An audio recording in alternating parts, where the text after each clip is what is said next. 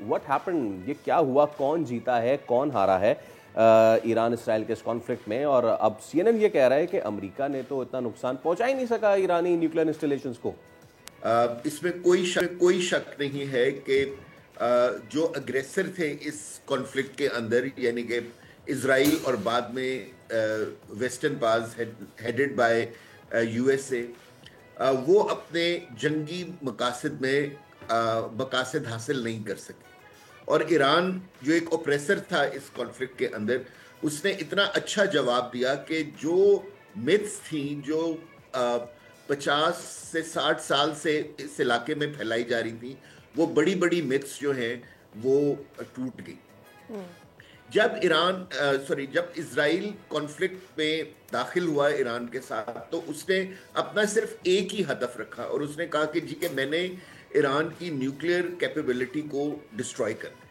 और उसके लिए उसने 3 टारगेट्स चूज किए, और ये सारी चीजें वो हैं जो उन्होंने खुद अपनी पहली ब्रीफिंग में डिफाइन की। उन्होंने कहा कि जी क्या हम इनके मिलिट्री लीडरशिप और साइंटिस्ट को शहीद करेंगे। नंबर 2, हम इनकी surface to surface missile capability को डिग्रेड करेंगे, और हम इनकी न्यूक्लियर एनरिचमेंट फैसिलिटीज को खत्म करेंगे। इनमें से सिर्फ जो पहली वाली का पहला हदफ था वो हासिल कर सके, और बाकी दूसरा और तीसरा हदफ वो हासिल नहीं कर सके।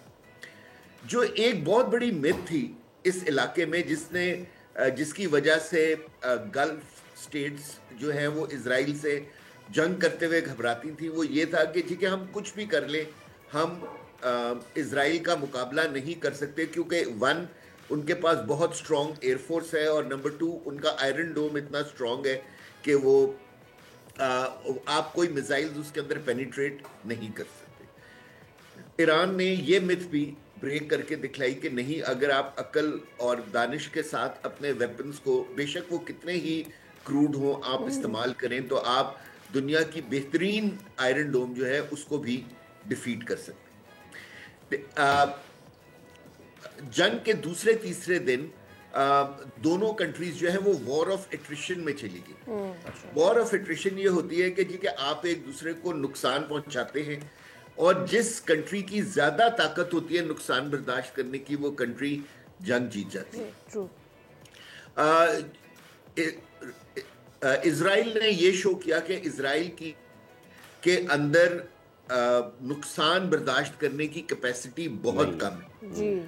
शायद तीसरे या चौथे दिन ही वो अमेरिका के पास चले गए कि ठीक है, आप हमारी मदद को आए और आप अपना जो सबसे इफेक्टिव वेपन है उसको इस्तेमाल करें। और मेरे ख्याल में प्रेसिडेंट ट्रंप ना चाहते हुए भी ज्यूइश लॉबी के प्रेशर में आ गए, और उन्होंने अपने B-2s को भेजा ताकि वो GBU-57 जो एक स्पेशलिस्ट बॉम्ब है, बंकर बस्टर जिसको कहते हैं, और जो अफगानिस्तान में भी उन्होंने इस्तेमाल किया था, वहां उसको फेंके।